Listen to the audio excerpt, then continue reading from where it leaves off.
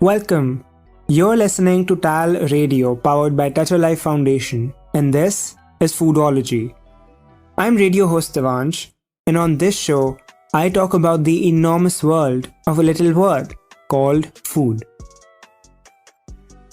As harsh as this sounds, but have you ever noticed a person who's there in a group and their presence does not seem to be noticed much, or that they're often hidden, but at the same time, their absence can make the entire group feel incomplete and off? If yes, then let me tell you that this doesn't only happen in society, but also happens in the world of food. I am talking about the Trinity. If you're not familiar with this trinity of the culinary world, it is ginger, garlic, and onion. Their presence in a dish can be easily overlooked, but their absence can make huge impacts. These are pretty simple ingredients, right? But they can have lasting impacts in any dish that they are used in. And calling them simple won't do them justice because these three have shaped the world and societies. They're nearly indispensable from all cuisines of the world. Of course, their usage may be less or more in certain regions, but that does not change how understated and underrated this trinity is. Last week, I talked about garlic, which is without doubt a global sensation. Its intense and unique flavor and aroma make it a mainstay of cuisines around the world. Nearly indispensable in just about every form from Asian, European, African, Latin American, and North American cooking. Garlic is widely used as a flavoring in cooking, but it has also been used as a medicine throughout ancient and modern history. It has been taken to prevent and treat a wide range of conditions and diseases. Going ahead, in this three-part series of talking about the three most popular Asian flavoring agents, here is ginger. Ginger adds a fragrant zest to both sweet and savory foods. The pleasantly spicy kick from the root of ginger is what makes ginger ale, ginger tea, candies, and many Asian dishes so appealing. Ginger is a perennial root spice, used widely in cuisines around the world. The plant bears flowers with pale yellow petals with purple edges, and they arise directly from the rhizome on separate shoots. Ginger loves balmy climates and flourishes in the warm tropical weather of the top producing countries like China, India, Fiji, Indonesia, and Peru. Although more and more countries and people are growing ginger and it's more successfully cultivated in tropical and subtropical climate. Ginger thrives on lots of rainfall. It loves rich volcanic soil and needs great drainage. Foodology's active listeners would remember that a few episodes ago, ginger made a starring appearance in the episode dedicated to herbal remedies. And ginger is renowned for its medical benefits, and that is why it has been treasured for centuries. It remains a popular home remedy for nausea, stomach pain, and other health issues. People typically use fresh or dried ginger in cooking or herbal teas, and some take ginger supplements for the possible health benefits. The use of natural or alternative medicines has increased over the last few years. More and more people are going towards herbal remedies, and according to surveys, ginger seems to top the list. In the Oriental world, about half of all herbal medicines contain ginger. Over the last few years, interest in ginger and its various components as a valid therapeutic agent has increased significantly. Ginger is a member of the plant family that includes cardamom and turmeric. Its spicy aroma is mainly due to the presence of ketones, especially the gingerols, which appear to be the primary component of ginger studied in a major of the health-related scientific researches. Fresh ginger root is featured in many meat, seafood, and vegetable dishes. In Western cooking, ground ginger is often used to spice up cookies, preserves, quick breads, along with beverages such as ginger ale and tea. Not only did ginger withstood the test of time, but it also gave life to many dishes. History of ginger dates back to around 5,000 years. Not only culinary and medical fields, ginger played a significant role in folklore too. Ginger is associated with the element of fire and was often used as an incense to worship many ancient gods and goddesses. Being strong and pungent, Asian people used it over their bodies to keep them safe from evil spirits, as the fiery nature of ginger was supposed to ward off the negativity. This spice was associated with wealth, good luck, and fortune. Being associated with fire, it was supposed to speed up these fortune spells. Nowadays, it's very common to pop in a couple of mints in your mouth for an extra boost of confidence. But what did people use before mints? Yes, you guessed it right, ginger. Indians and Chinese are believed to have produced ginger as a tonic root for over 5,000 years to treat many ailments. And this plant is now cultivated throughout the humid tropics, with India being the largest producer. Traditional Ayurvedic texts recommend ginger for therapeutic uses, for joint discomfort, for motion or air sickness, and also to facilitate better absorption of nutrients and better elimination of waste. Ginger was used as a flavoring agent long before recorded history. In fact, it is one of the first spices to have been exported from Asia, arriving in Europe with the spice trade. It was an exceedingly important article of trade and was exported from India to the Roman Empire over 2000 years ago, where it was especially valued for its obvious medical properties. Even after the fall of the Roman Empire, ginger continued to be a highly sought-after commodity in Europe. In the 13th and the 14th centuries, the value of 1 pound of ginger was equivalent to the cost of a sheep. By the medieval times, it was being imported in preserved forms to be used in sweets. Queen Elizabeth I of England is credited with the invention of the Gingerbread Man, which became a popular Christmas treat. The roots of different types of ginger are used as a flavoring agent or as a spice in all kinds of foods. As such, ginger is sold throughout the world in ground, powdered or paste forms. But did you know that the ginger that we often use in our homes is not the only type of ginger that's available on this planet?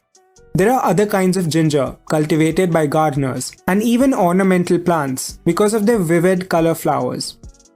Ginger can boast itself as a top-tier ingredient, but we don't see it being planted in European or American countrysides. Why? It's simple. Because ginger is a tropical plant. Besides that, it can also grow in subtropical regions. That is why places like southern Texas, Florida, California, Arizona, and Hawaii witness the growth of this spice. Gingers are grown in flowering plants through a seed plant called rhizome or a baby ginger.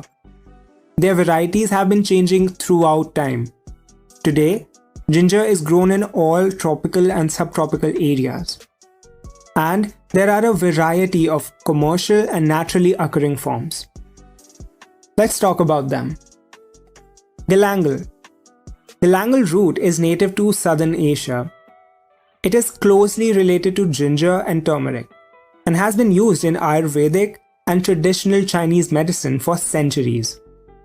It can be called ginger's zesty cousin because it's peppery and spicy with a citrusy hint. It has a similar appearance to ginger, slightly thinner with tube-like lengths that branch off into nodes. It is used in many Southeast Asian countries' cuisines, including Cambodia, Thailand, Indonesia, Malaysia, Vietnam, Singapore, and Laos. Shampoo ginger. Shampoo ginger is native in areas of Malaysia and Indonesia. The ginger plants of the shampoo ginger produce a pine cone shaped flowers that could range from yellow to pink. The name of the ginger has been derived from the uses of its cone. You can extract a creamy liquid substance in the cones and use them as a shampoo or a conditioner, and hence this type of ginger got its name. Peacock ginger and white ginger are majorly ornamental and they are grown for their flowers. Hawaiian blue ginger is not a very well-known type of ginger. The blue Hawaiian ginger is just like an edible ginger but has blue tint. No matter what type of ginger it is, the amount of wonders it has and does for all of us never changes. Even before the advancements in the medical field today, our ancestors understood the plant thoroughly and extracted all its benefits. By appearance alone, ginger does not look like a body booster. But it is loaded with antioxidants, which are compounds that prevent stress and damage to your body. They may help to fight off chronic diseases like high blood pressure, heart diseases, diseases of the lungs, and they promote a healthy aging. Ginger is an anti-inflammatory ingredient, which means that it reduces swelling. This is especially helpful for treating symptoms of any kinds of arthritis. Ginger can help to speed up the digestion process and empty your stomach more quickly. Someone with digestive issues, such as indigestion, constipation, may find relief by adding ginger into their regular diet. Gingerol is a bioactive compound found in raw ginger. This compound boosts immunity with its antimicrobial and antifungal properties. Ginger improves the health of your skin. As I said, ginger contains antioxidants.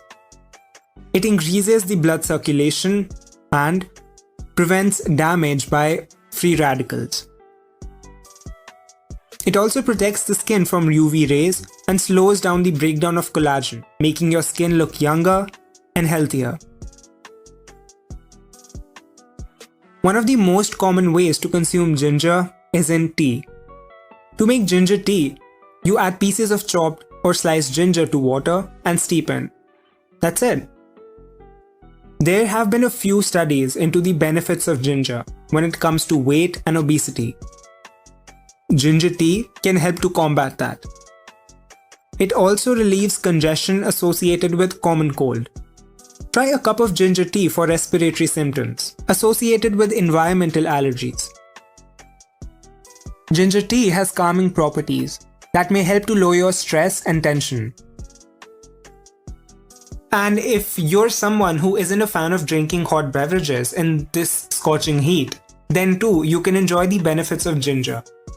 How? Easy. Ginger ale. Ginger ale is quite simply carbonated water sweetened and flavored with ginger infused syrup. That really is it, and it is one of the easiest things you can make at home.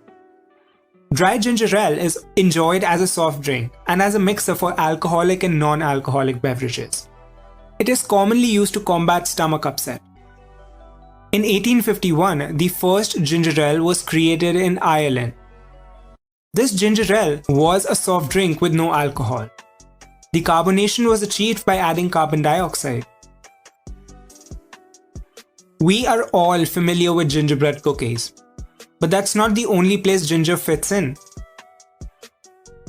Gingerbread actually refers to a broad category of baked goods, typically flavored with ginger, cloves, nutmeg, and cinnamon, sweetened with honey, sugar, or molasses. Gingerbread foods vary, ranging from soft, moist loaf cakes or something close to a ginger snap. The first known recipe for a gingerbread came from Greece in 2400 BC. Chinese recipes were developed during the 10th century, and by the late Middle Ages, Europeans had their own version of gingerbread, shaped like animals, kings, and queens. These were staple at medieval fairs in England, France, Holland, and Germany. Queen Elizabeth I is credited with the idea of decorating the cookies in this fashion. Over time, some of these festivals came to be known as gingerbread fairs, and the gingerbread cookies served there were known as fairings. The shapes of gingerbread changed with season, including flowers in the springs and birds in the fall. Gingerbread houses were created for the first time in Germany in the 16th century. Gingerbread arrived in the New World with English colonists. The cookies were sometimes used to sway Virginia voters to favor one candidate over another. The first American cookbook, American Cookery by Amelia Simmons, has recipes of 3 types of gingerbread, and the rest is history. Today, gingerbread has become synonymous with the holiday season, and they always go hand in hand, with only one star of the show, ginger. Ginger truly has withstood the test of time, from a simple, oddly shaped Asian root to a well-celebrated ingredient of medical and culinary world. It has come a long way, and I can say for sure that it will go a long way. It will forever be cherished by the generations to come. Thank you so much for sticking around with me on this episode of Foodology. I had an incredible time talking to you. This is radio host Devansh signing off. Hope you have a beautiful and a magical day ahead. See you soon.